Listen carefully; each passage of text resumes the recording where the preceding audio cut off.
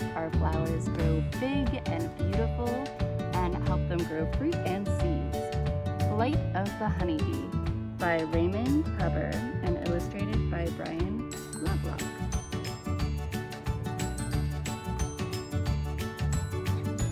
The honeybee is one of the smallest creatures in the world, but it may be the most important for life on Earth. It is the planet's greatest pollinator, moving pollen from one plant to another and causing flowers to produce seeds and fruits.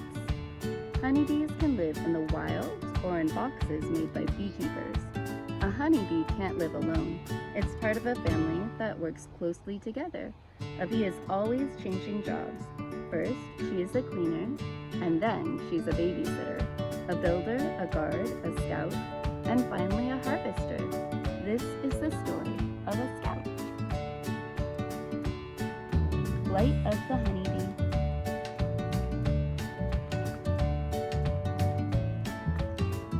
A bee the size of a cherry pit crawls from the hive. Her stripes glow golden in the morning sun. Scout has spent her whole life in the crowded hive, and now it is time for her to fly out and explore the world. Time to search for flowers from which to collect pollen and nectar for food. Her sister bees are inside, making honey. But will there be enough? The cold is coming, and Scout must find the last flowers of the fall. Do you see Scout?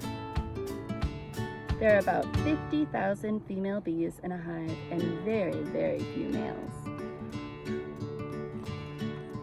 Scout's wings hum to life so fast that they are almost invisible, lifting her into the wide sky.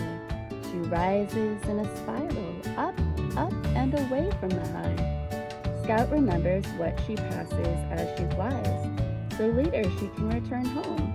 She knows the sun will guide her too. And says bees navigate using sunlight and landmarks, and they can smell. They also have a magnetic sense that's a built-in compass.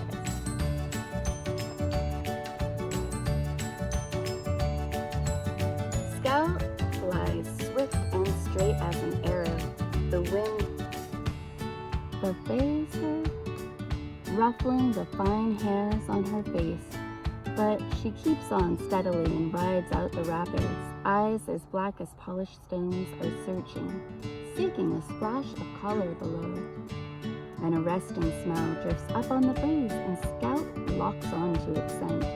She flies over a clearing and spread. Before her is a marvelous meadow, an ocean of flowers.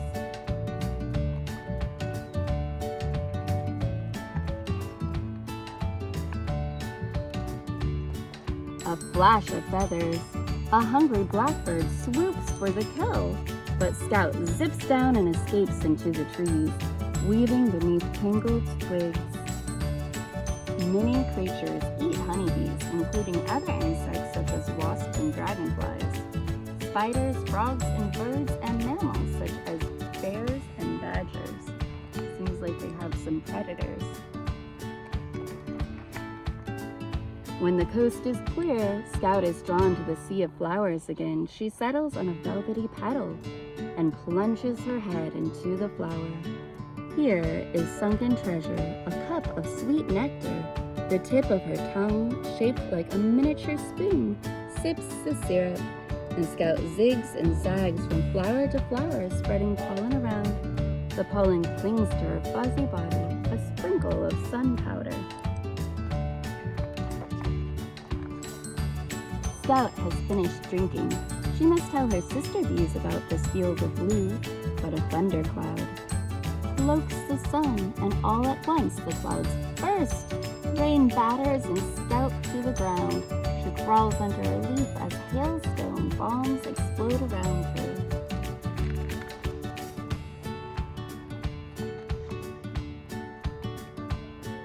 The downpour passes. Scout picks up the scent of her hive and follows it. But outside the hive, there's a squad of guard bees. A yellow jacket enemy is attacking.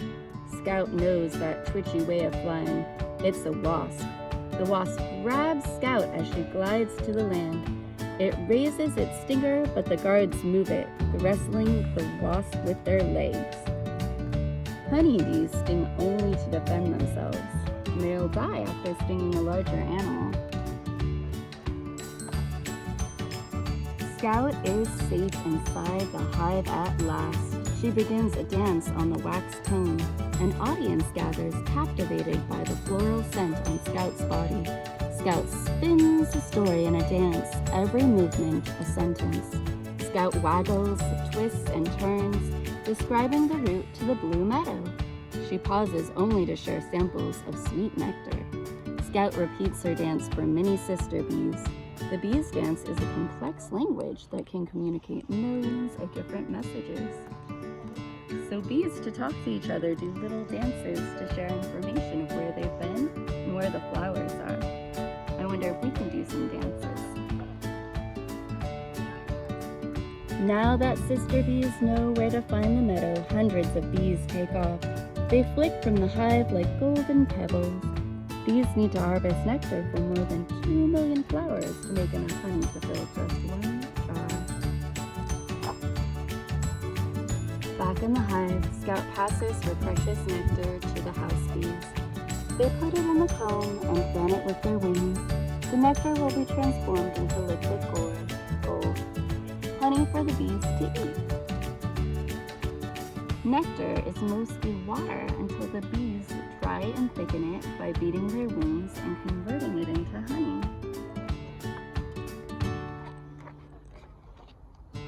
Scout visits the nursery where babysitter bees pluck the pollen from her body and mix it with honey to feed the babies. Nearby sits the queen, long and lustrous. She is the mother of all the bees, laying eggs that look like tiny grains of rice. Exhausted after her mission, Scout rests her silvery wings for a spell. Soon she will join her sister bees in the blue meadow for the fall harvest. With enough honey, her family can now survive the winter. Scout's daring flight has been worth every beat of her wings.